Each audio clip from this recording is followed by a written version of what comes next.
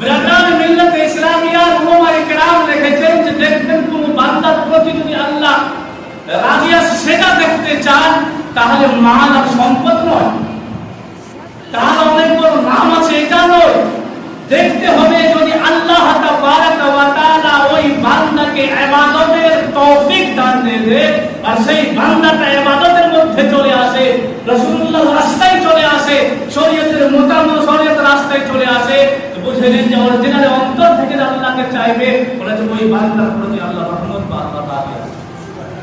এটা নয় যে মাল হইলে আল্লাহ রাজি আছে, কেন আল্লাহ স্বয়ং বলেছে ওয়া'লামু আন্নামা আমওয়ালুকুম ওয়া আওলাদুকুম ফিতনা। আল্লাহ বলেছেন জেনে রাখো তোমরা তোমাদের মাল তোমাদের আলে আওলাদ এটা হলো ফিতনা অর্থাৎ পরীক্ষার জিনিস। তো বিরাদান মিল্লাত ইসলামিয়া এটা হলো আল্লাহ তাবারাক ওয়া তাআলা আমাদেরকে সম্পদ দিয়েছে পরীক্ষা।